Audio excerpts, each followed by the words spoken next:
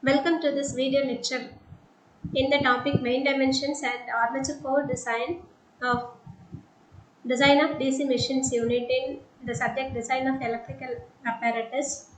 So this is the problem we are going to solve now, and we have to determine the diameter and length of the given data, as well as finally we have to specify the winding used and also determine the suitable values for number of armature conductors and number of slots. And first let us write the data given in the problem. So it is all about the capacity of the machine 55 kilowatt.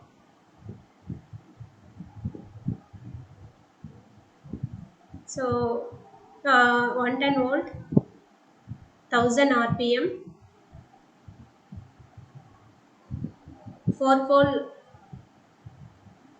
shunt generator.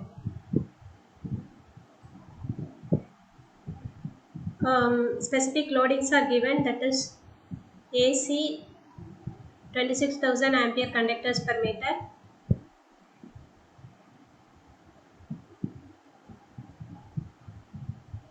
and V average is given 0.5 webers per meter square. The pole arc should be about 70% of pole pitch. That means the pole arc to pole pitch, V by tau ratio, is given as 0.7, and length of the core is about 1.1 times of pole arc. That is, length of the armature core is about 1.1 time of pole arc. Pole arc is B.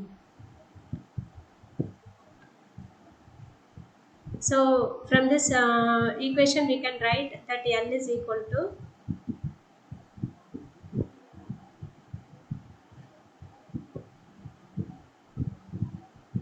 L is equal to 1.1 multiplied with V. V is equal to 0.7 into tau. So it is 0.7 into tau. From this first equation we can write. So L is equal to 0.7 into 1.11. If you multiply that, you will be getting 0.77 into tau. Tau is pi d by P. And substituting for number of poles is 4 pole generator. So we are substituting for P. So we will be getting a relationship after substituting for P and pi. We will be getting L is equal to 0.06048 D. So we got a relationship between L and D. So this will be used to separate out D square L terms. Okay. So then allow 10 amperes for the field current and assume a voltage drop of 4 volt for the armature circuit. And let us first calculate the armature current. It is a DC shunt generator. So if you draw the equivalent circuit or circuit model of a DC generator, shunt generator, this is how we used to draw. So simple thing. So this is actually the armature current IA, and this is field current IF, and this is the terminal current I, load current or terminal current. Okay, so here we will be connecting the load across the DC machine. So what we will be calculating is IE from this 55 kilowatt, then IA we will be calculating by knowing this IF. IF is given as 10 ampere. Allow 10 ampere for field current, it is given in the problem. See, allow 10 ampere for the field current. So that 10 ampere is given. So IE we will be calculating. So it is a generator.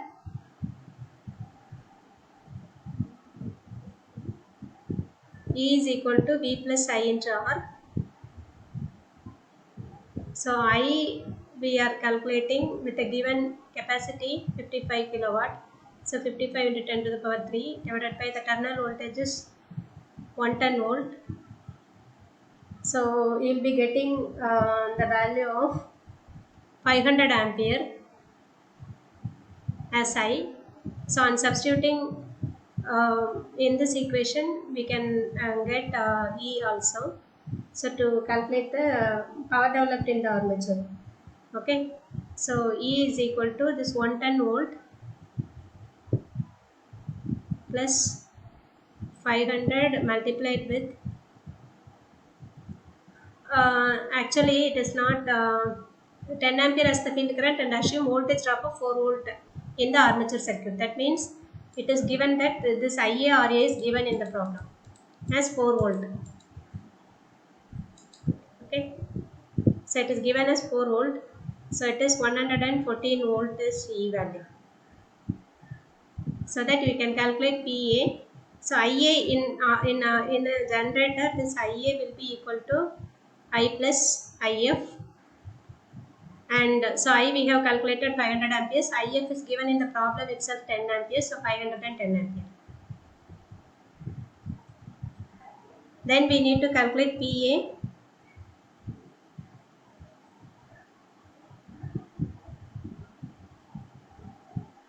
So PA is E into IA into 10 to the power minus 3, E into IA into 10 to the power minus 3. So on substituting the values of E into IA, so we will be getting PA value of 55.14 kilowatt, 58.14 kilowatt is the value of PA. So then we need to calculate C naught, that is this equation PA will be equal to C naught D square L into N. So this is the equation for power in the power developed in the armature of a DC machine. So on substituting in this equation to substitute, so we need to calculate the C naught. So C naught we are calculating with the given B average and AC. So it is pi square. Equation is pi square AC B average into 10 to the power minus 3. So on substituting the values of AC and B average, it is given in the problem itself. So on substituting, we will be getting the value of C naught as 128.3 kilowatt per meter square, RPS is the unit.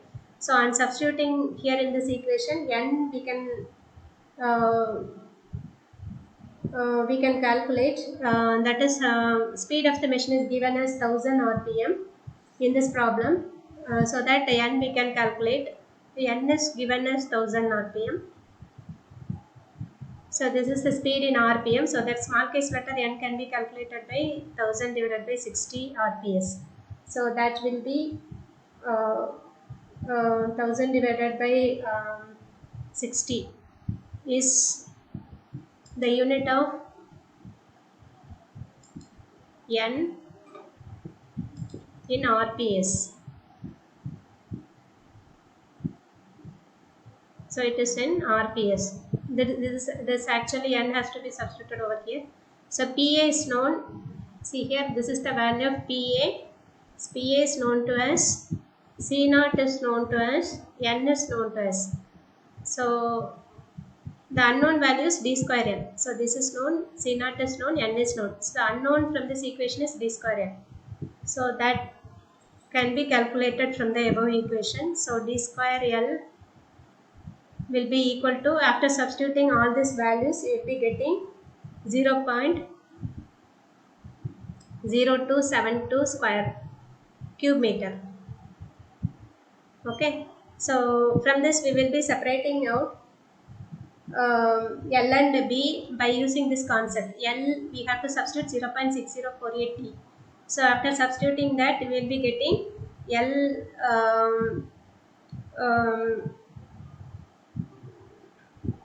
L cube we will be getting, so that then you can calculate L and D from this equation.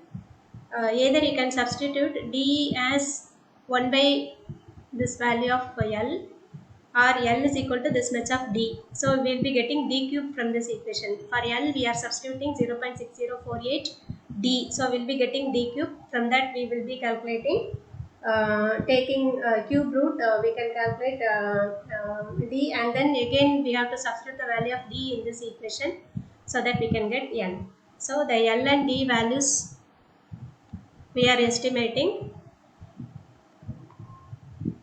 and finally we are getting the value of L as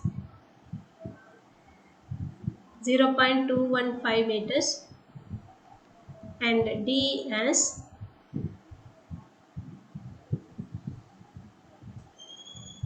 0.356 meters.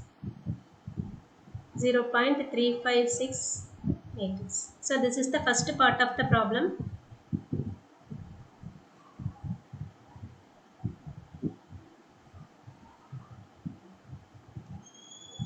So we have solved, and the second part we have to determine whether it is which type of winding we are going to use. So to select the winding, we have to calculate the current per parallel path. That is current per parallel path. That is IA by A.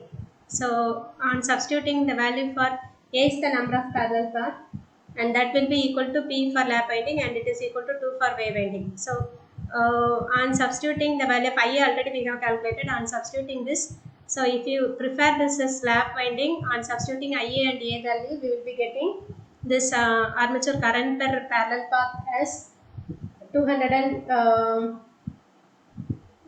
so for a lap winding, we will be getting 127.5 ampere, 127.5 ampere for lap winding, and for wave winding, we will be getting this value is 255 ampere. Actually, this is not preferred because it exceeds 200 ampere. This current per parallel path should not exceed 200 amperes. That is the criteria. It should be less than 200 ampere is the condition. So we will be preferring the winding as lap winding here. And then we have to calculate the conductors and total number of armature slot. So to calculate the armature slot, we will be substituting the armature slot pitch. So that is 25 mm to 35 mm.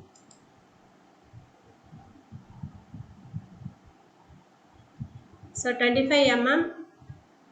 For YSS 25 mm, this YSS is equal to pi d by SA armature slots. So in this we will be calculating SA value for this 25 mm is 45 slot, and for YAS is equal to 35 mm.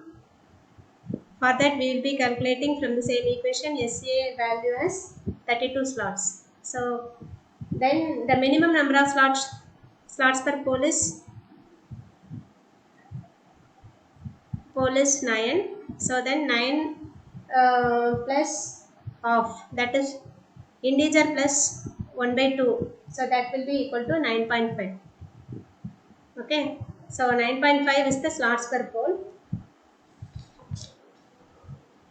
So for this 9.5 we are calculating the number of slots. So number of slots per pole is 9.5. So it is 9.5 into total number of slots. Total number of poles is 4. So this will give 38. So this is how we are calculating the total number of slots in the armature. And that has to satisfy the minimum number of coils criteria. So for that we are assuming U is equal to 2. For this we will be getting number of coils as 38. And for U is equal to 4, number of coils we will be getting as 76.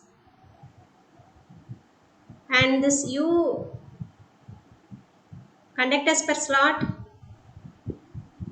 So in this, for this number of slots and the number of conductors from EMF equation we will be calculating. So the number of conductors from the EMF equation is 228. So this conductors per slot will be 228 by total number of slots we have taken as 38. So conductors per Z per slot is 6. So here only 2 is divisible by 6. That is 6 by 2 is equal to 3. So it is divisible. So we are finalizing this number of coils as 38. So we have calculated total number of slots and total number of coils. Everything we have calculated. Okay. So this is the solution of this problem. So we have calculated the main dimension and we have finalized the type of winding and the number of slots.